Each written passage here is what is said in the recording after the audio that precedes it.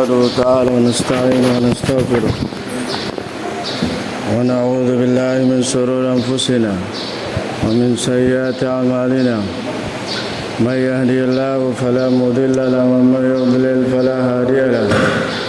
أشهد أن لا إله إلا الله وحده لا شريك له وأشهد أن محمدا عبده ورسوله وحبيبه وخليله صلى الله عليه وعلى آله وسلم تسليما كثيرا. أما بعد، فإن أصدق الحديث كتاب الله تعالى وخير الهدي هدي محمد صلى الله عليه وعلى آله وسلم وشر الأمور محدثاتها وكل محدثة بدعة وكل بدعة ضلالة وكل ضلالة في النار. أعاذني الله وإياكم من النار. Saudara-saudara kaum muslimin, Bapak yang saya muliakan dan saya hormati, ikhwan fiddin, azza wa jazakumullah wa barakallahu fikum. Sebagai lanjutan dari khutbah yang tadi, khutbah Id, yaitu faedah dari kisah Nabi Yusuf alaihi salatu wassalam serta saudara-saudaranya, yaitu Allah atau para ulama menyebutkan bahwasanya ini merupakan asal disyariatkannya ilmu ta'bir mimpi, bahwasanya boleh menampilkan mimpi, dan itu adalah asal usulnya adalah dari kisah Nabi Yusuf alaihi salatu wassalam. Nah, dan sebagian ahli ilmu, dan ini yang benar, bahwasanya asal usul ilmu ta'wil yaitu berasal dari Nabi Ibrahim alaihi salatu wassalam. Ketika beliau bermimpi bahwasanya beliau menyembelih anaknya Ismail alaihi salatu wassalam. Kemudian faedah berikutnya dari hal tersebut, dari kisah tersebut, bahwasanya sifat permusuhan sesama keluarga, sesama saudara ini jauh lebih mengerikan, jauh lebih berbahaya, dan jauh lebih berefek negatif dibandingkan yang tidak ada hubungan perdarahan. Sebagaimana kisah saudara-saudara Nabi Yusuf alaihi salatu wassalam yang sangat berbahaya di dalam mereka ketidaksukaan atas apa yang diberikan kepada Nabi Yusuf alaihi salatu wassalam. Maka oleh karena itu, waspadalah kita untuk senantiasa menjaga tali persaudaraan dengan agama, terkhusus terhadap hubungan perdarahan atau hubungan saudara. Karena apabila terjadi kebencian atau hasad kepada mereka, itu jauh lebih mengerikan daripada yang tidak ada hubungan darah. Oleh karena itu, waspadalah kita semua, sebagaimana saudara-saudara Nabi Yusuf alaihi wassalatu wassalam luar biasa terhadap manuver yang mereka lakukan terhadap Nabi Yusuf alaihi salatu wassalam. Saking kuatnya hal itu, mereka berjalan, disebutkan dalam tafsirnya, sampai berjalan 10 tahun mereka lakukan hal yang sama untuk kepada saudaranya Benyamin. Sebagian ahli ilmu mengatakan Benyamin, sebagian ahli ilmu mengatakan saudaranya, dan bukan Benyamin nama yang benar, nama yang bukan namanya. Tapi syahid dari situ, bagaimana saudara-saudara Nabi Yusuf terhadap ketidaksukaan kepada mereka atas kenikmatan yang Allah berikan kepadanya, ini luar biasa, tidak hilang sampai bertahun-tahun, kecuali setelah Allah perlihatkan barulah mereka sadar. Dan itu pun disebutkan dalam riwayat sampai 35 tahun berjalan baru mereka sadar terhadap hal tersebut, kesalahan yang mereka lakukan, hasad yang mereka lakukan, bahkan ingin membunuh Nabi Yusuf alaihi salatu wassalam. Kemudian faedah berikutnya dari kisah tersebut, bahwasanya wajibnya kita untuk menjauh kepada dari berkhalwat, berduaan dengan wanita yang dikhawatirkan darinya fitnah. Maka tentunya bagi kita laki-laki, selama masih hayat di kandung badan, maka fitnah terhadap wanita yang bukan mahram ini jauh lebih berbahaya.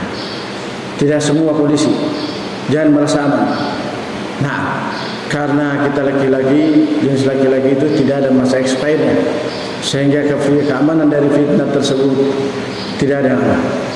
Sebagaimana Sa'id bin Musayyab rahimahullah mengatakan, walau tamanuni ala dhahabin kada wa kada fawajadtu nafsi alaihi aminan walau tamanuni ala imra'atin sauda ma wajadtu nafsi alaiha aminan. Seandainya mereka memberikan amanah kepadaku suatu emas begini dan begini, maka aku mendapati diriku amanah padanya. Tapi kalau mereka memberi amanah kepadaku dalam hal itu, maka aku tidak mendapati diriku amanah padanya. Nah, Syekh Al-Albani rahimahullah ta'ala mengatakan, saya saja yang umurku sekarang. Pada saat beliau mensyarah hadis tersebut, perkataan fattaqud dunya wa taqun nisa fa inna awwala fitnati bani Israil kana fin nisa. Hati-hati kalian dari dunia dan hati-hati kalian dari wanita, karena awal kebinasaan Bani Israil pada 2 poin, yaitu pada dunia dan secara khusus wanita. Beliau mengatakan, saya saja yang saat ini yang sudah berilmu, berumur sekitar 80-an, saya masih tidak merasa aman padaku dari wanita. Maka dengan ini lihatlah hal tersebut.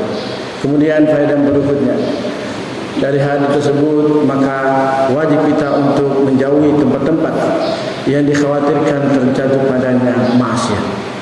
Sebagaimana Nabi Yusuf alaihi wassalatu wassalam ketika ibu angkatnya berusaha untuk memberikan godaan padanya dan raduan dalam kamar tersebut, maka beliau dengan sekuat tenaga untuk menjauh darinya.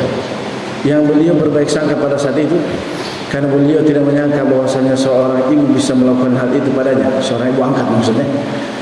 Maka setelah dia beliau mengetahui hal tersebut, beliau berusaha untuk mencari jalan keluar sekuat-kuatnya, yang ujung-ujungnya wanita tersebut yang dalam notabene ibu angkatnya membuat suatu perbuatan yang sangat mengerikan, yaitu inna kaidakunna azim.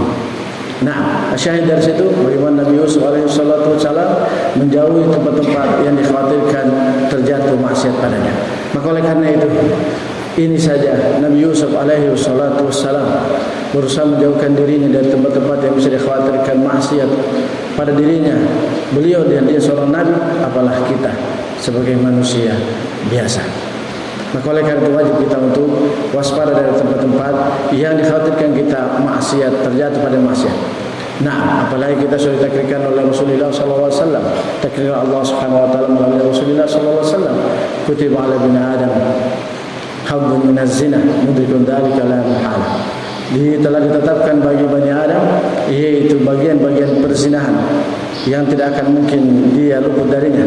Maka oleh karena itu wajib kita untuk menjauhi tempat-tempat yang bisa menyebabkan zina tangan, zina mata, zina telinga, zina lisan, zina kaki, dan terlebih lagi tentunya yaitu zina kemaluan. Oleh karena itu mari kita waspada hal tersebut. Kemudian faedah berikutnya dari kisah tersebut, bahwasanya wajib untuk menyembunyikan kenikmatan, menyembunyikan kenikmatan dan kelebihan yang Allah berikan kepada kita semua terhadap orang-orang yang kita lihat korinanya. Orang tersebut akan hasad dan benci terhadap kenikmatan yang Allah akan berikan kepada diri kita. Sebagaimana Nabi Yaqub alaihi salatu wassalam menyuruh Nabi Yusuf alaihi salatu wassalam untuk jangan memberikan kabar tentang isi mimpi tersebut, tentang mimpinya kepada saudara-saudaranya.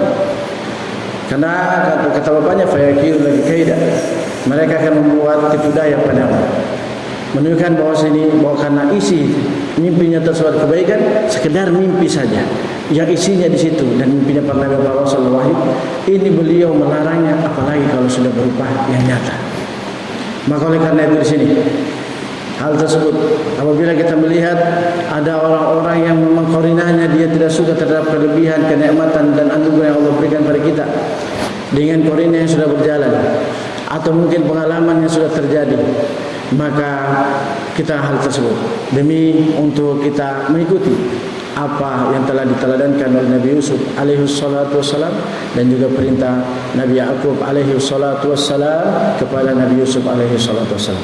Tentunya kita tahu yaitu perkataan para nabi dan perkataan para rasul adalah wahyu yang diwahyukan pada mereka. Kemudian faedah berikutnya dari kisah tersebut bahwasanya di antara sebab terbesar kita atau seseorang akan mendapatkan kekayaan yang berkah. Jelaskan oleh para ulama, kekayaan yang berkah itu kekayaan yang tidak mempengaruhi keadaannya sebelum dia kaya, untuk tetap istiqamah dan menjalankan ketaatan dan menjauhi kemaksiatan dan menerima sabar di dalam menerima takdir yang pahit adalah yaitu bertakwa dan sabar. Ini dua poin ini inti utama untuk mendapatkan kekayaan yang berkah. Sebagaimana disebutkan dalam kisah tersebut, mereka mengatakan innaka la anta Yusuf, qala ana Yusuf wa hadha akhi qad manna Allahu alaina innahu may yattaqi wa yasbir fa innallaha la yudhi'u ajral muhsinin. Kata Allah Subhanahu wa taala ketika menukilkan berkat Nabi Yusuf, apakah kamu ini Yusuf? Kata Nabi Yusuf alaihi salatu wasallam, "Na'am, saya Yusuf dan ini saudaraku." Binyamin. Na'am. Qad manna Allahu alaina, sungguh Allah telah memberikan kenikmatan pada kami. Dijelaskan dalam tafsirnya, yakni qad manna Allahu alaina bil iman wa taqwa wal istiqamah alaihima wa tamkin min dunya wa kullu dzalika sababun litaqwa sabr. Yaitu Allah telah memberikan kenikmatan pada kami, yaitu dengan kenikmatan tersebut berupa iman dan takwa dan istiqamah di atas keduanya, dan memberikan kepada kami kekokohan, kemapanan di dalam dunia ini. Semuanya itu sebabnya adalah takwa dan sabar. Ingat, yang dimaksudkan oleh ahli ilmi dengan ayat tersebut yaitu kekayaan yang berkah. Apa itu kekayaan yang berkah? Kata Imam Sa'di rahimahullah taala, kekayaan, kelapangan dalam dunia, kemapanan dalam dunia yang tidak memberikan pengaruh sebelum dia kaya dari apa yang biasa dilakukan, yaitu dalam menjalankan ketaatan, sabar dalam menjalankan ketaatan, sabar dalam menjauhi kemaksiatan, dan sabar dalam menerima takdir yang berat baginya. Tapi kalau tidak, dengan setelah itu dia lapang kaya kemudian jauh dari ketaatan pada Allah, maka dikhawatirkan dia akan seperti Abdullah bin Ubay bin Salul. Abdullah bin Ubay bin Salul sebelum dia masuk Islam yang pura-pura keislamannya, dia adalah termasuk dari Yahudi yang fuqara dari kalangan Bani Khazraj. Nah, dan ketika dia menampakkan keislamannya, dengan pura-pura tersebut, dengan masuk ke barisan Nabi kaum muslimin, sedikit demi sedikit kelapangan dia dapatkan. Namun setelah itu dia menjadi munafik, bahkan rais fil munafiqin. Dan Allah mengabadikan untuk jangan menyolatinya. Wala tusalli ala ahadi minhum mata abada wala taqum ala qabri innahum kafaru billahi wa rasulihi wa matu wa hum fasiqun. Dan yang sudah kita sebutkan tadi, yaitu bagaimana bagaimana saudara sepupunya, yaitu Qarun, sepupunya Nabi Musa alaihissalam, Qarun, dia mati dalam keadaan diberikan kemapanan dalam dunianya, namun dia tinggalkan keistiqomahan yang biasa dia lakukan. Saking bagusnya suaranya, dia jadikan hal itu untuk mendapatkan dunia. Setelah dapatkan dunia, dia tinggalkan hal tersebut. Maka oleh karena itu, kalau kita ingin mendapatkan keberkahan kehidupan, kemapanan kehidupan dunia ini, maka jadikan kemapanan tersebut adalah sebagai buah dari keistiqomahan di dalam ketakwaan dan buah dari keistiqomahan di dalam menjalankan kesabaran. Walhamdulillah.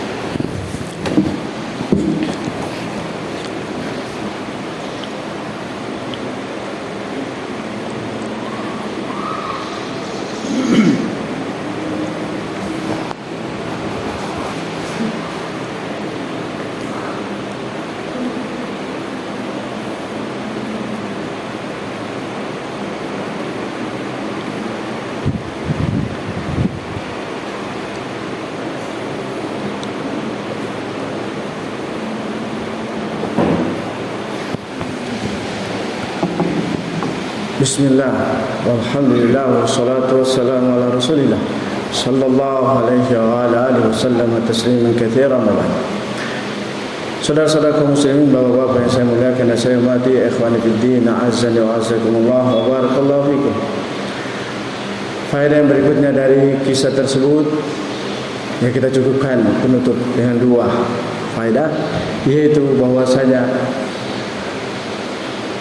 kenikmatan yang paling besar dan dalam kehidupan dunia ini sudah kita sebutkan di awal, dan kita ulangi lagi sebagaimana diulangi oleh para ulama, yaitu bahwasanya kenikmatan besar dalam kehidupan dunia ini bagaimana Allah Subhanahu wa taala mengumpulkan keluarga kita semua di dalam keistiqomahan, di dalam ketaatan dan sabar di atasnya.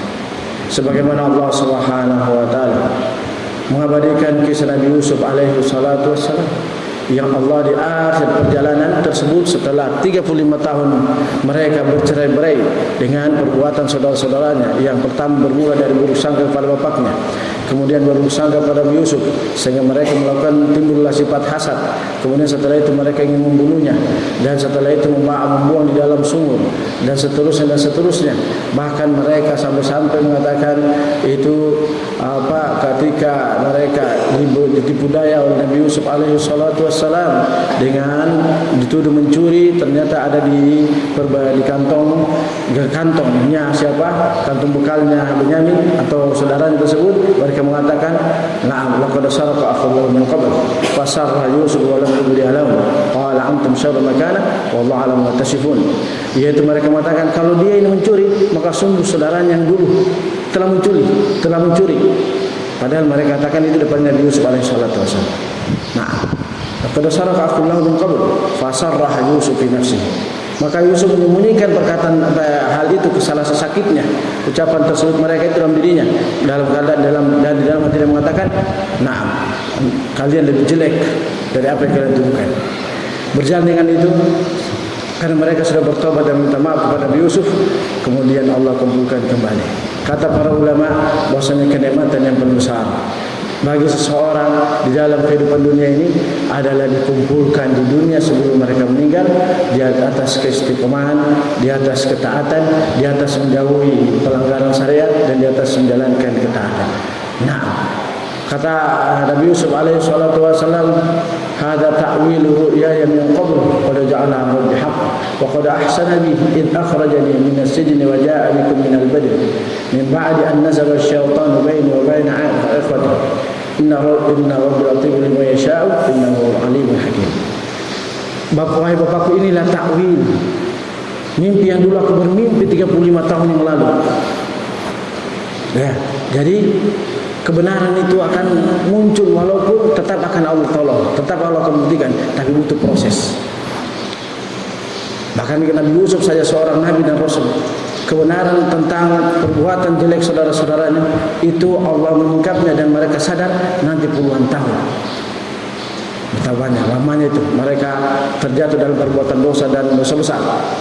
Namun karena mereka bertobat alhamdulillah dan menyadari kesalahan tersebut, nah Allah kumpulkan mereka. Kata Nabi Yusuf, "Ibu bapakku, inilah takwil mimpi yang dulu aku kabarkan padamu. Allah telah membuktikan sekarang." Dan inilah kenikmatan. Oleh karena itu kita sebagai pemimpin dan penanggung jawab, jaga baik-baik keluarga kita supaya kita terkumpulkan terus dengan mereka, yaitu Rabbana hab lana min azwajina wa dzurriyyatina qurrata a'yun waj'alna lil muttaqina imama. Dan seterusnya. Dan faedah tersebut, faedah terakhir bahwasanya siapa saja yang diberikan keistiqomahan, siapa saja yang diberikan ketakwaan dan diberikan kesabaran di atasnya, dan siapa saja yang diberikan kemapanan dalam dunia dengan ketakwaan dan kesabaran di atas agama ini, maka jangan percaya diri dengannya, tapi tetap terus berdoa pada Allah Subhanahu wa taala.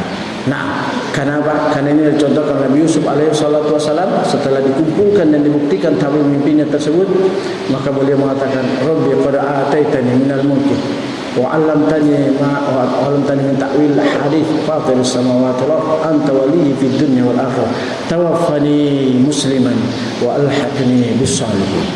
Ya Rabbi, Engkau telah memberikan aku kenikmatan dan kerajaan yang kuat ini, yaitu kerajaan maksud kekuasaan dunia, harta dunia dan kemapanan dunia. Wa 'allamtani min ta'wil hadits, dan Engkau memberikan kemapanan, Engkau mengajarkan aku tentang ilmu mimpi ini, pencipta langit dan bumi. Engkaulah waliku, penolongku di dunia dan di akhirat. Tawaffani musliman, asyahid wa alhiqni bis salihin. dan ikutlah, masukkan aku dalam orang-orang saleh. Menunjukkan apa? Apapun yang telah kita diberi kemapanan di dalam dunia ini dan keistiqomahan di atas ketaatan, jangan lupa berdoa sedetik pun, sesaat pun, di manapun dan kapanpun. Wallahu a'lam bishawab. Alhamdulillahi rabbil alamin. Subhanallahi wa bihamdihi, asyhadu an la ilaha illa anta, astaghfiruka wa atubu ilaik.